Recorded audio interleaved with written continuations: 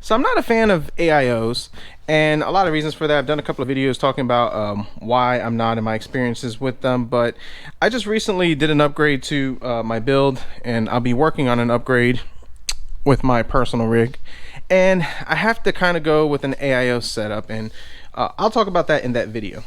One of the brands I really love most is I like Be Quiet.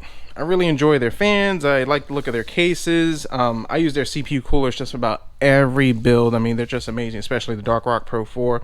And I decided if I'm going to go with AIO, I might as well go with the Be Quiet Pure Loop 360 millimeter. And like I said, all that information will be talked about in that video, so definitely stay tuned. If it's up already, I'll post a link for it.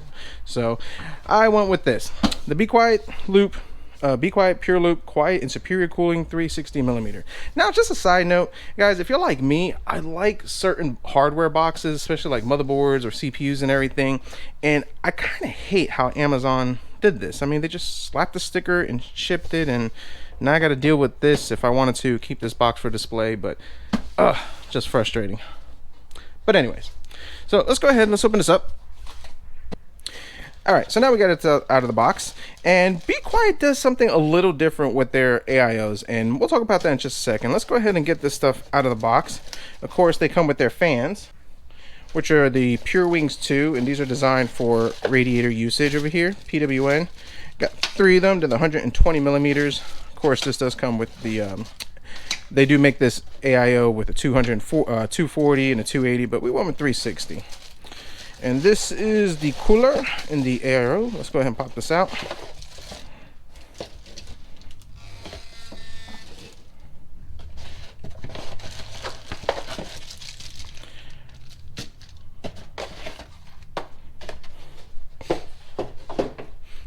Alright, so that's everything out. Let's go ahead, let's switch camera to a different angle, and let's talk about what's inside. Alright, so I gotta love shipping, and thank you, Amazon. But I think this cover comes off, but as you can see, this is kind of popped out, so hopefully nothing got damaged on that. I always have these issues with Amazon and their shipping, but I think from what I gather, this should just pop right in.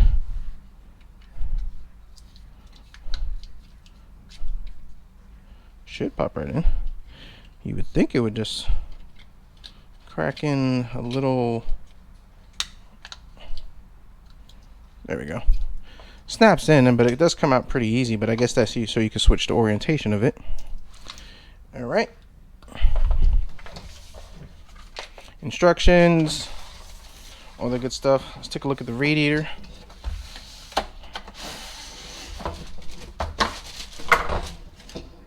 Pretty nice. And this is what makes it different right over here. So this is what they call their doubly decoupled pump, and they do this for quiet operation and minimal vibration. The whole point of this is that instead of this being on the pump being mounted to the chassis, because it's mounted over here, it's quieter and you don't get vibrations. That's what I gather from it. All right, we got our 2 headers. These are our 3 pins. Let's see what's in this box over here. Intel, AMD, screws, wire ties, and this is probably what we're looking for right over here. Now, this is the power for the pump. So SATA powered, and then you plug in this for the white LED, so this will illuminate white. So you got your 2 pin right over here just to light up this white LED. Of course, power and ground. You got your 3 pin over here, which will go right into there. And then it's powered by your SATA, which I like. A lot of these, if you want to custom and control and all that stuff, you got to use that whole USB header. And another reason why I went with Be Quiet is just simpler. Not a fan of that whole RGB stuff. All right, of course we'll be using our AMD one. We'll talk about that in a second. Intel brackets. They're thermal paste, nice. And screws. So, all right, 3-pin fan splitter. Plug these in. SATA power for our pump, which is right over here, and the LED that's on this. Now, a few things to note on this. This is a nickel base plate on here, and they brag that it's ideal for liquid metal.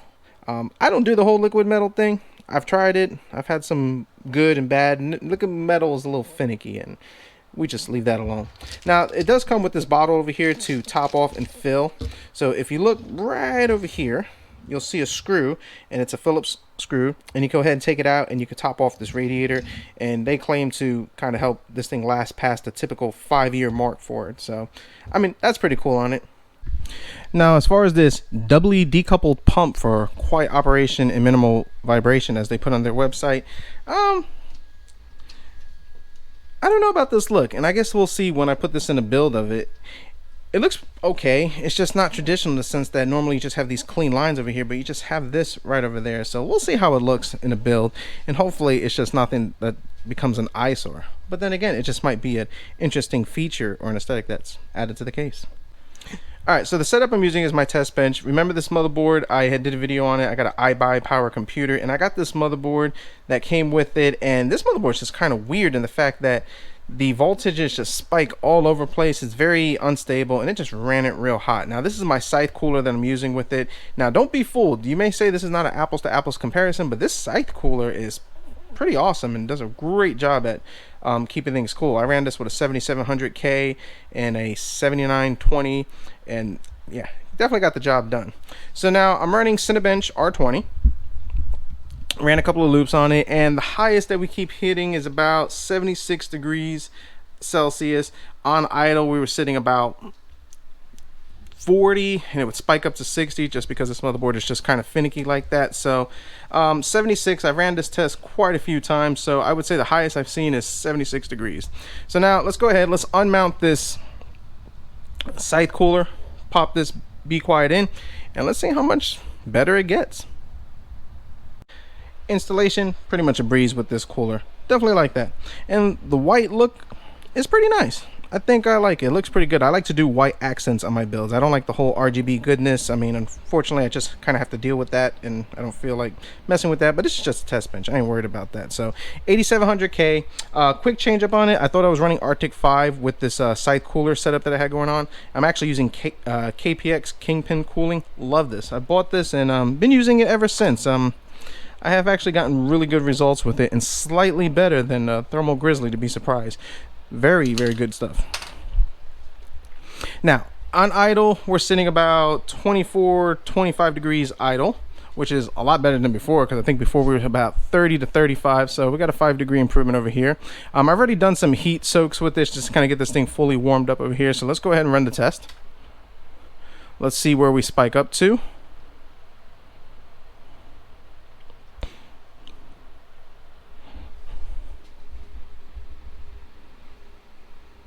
Not bad. Spiked up to 70 degrees Celsius. Before we were spiking up to 76. I'm going to run this test a few more times and see if it goes any higher than that. But right now our temperatures are running at 67, 68, 66, 68. Temperatures are kind of stabilizing as the test's going, so we're at 55, 56. So we were at 64 to 66 before, so we got a 10 degrees difference as far as workloads and what we're doing.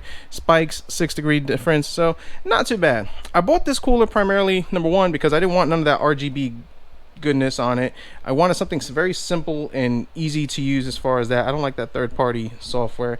Also need it for the setup that I'm doing, so definitely stay tuned for that. But for the most part, I like it. One thing I will gripe about is that the whole pure loop right over here is in white. I mean, it's not the end of the world. Maybe I'll just go over it with something and just kind of hide that. It's one of those things that they do stuff like this, and it just kind of messes up the aesthetic you're going for if you're trying to use their product. But it is what it is on that. So as far as the price, these things go from $80 to $120 for 360 millimeter AIO. I love Be Quiet because their products are number one quiet, and they work pretty good. So I'm happy with it, and I think it's going to work good for the build. So guys, thanks for watching. We'll see what we come up with next.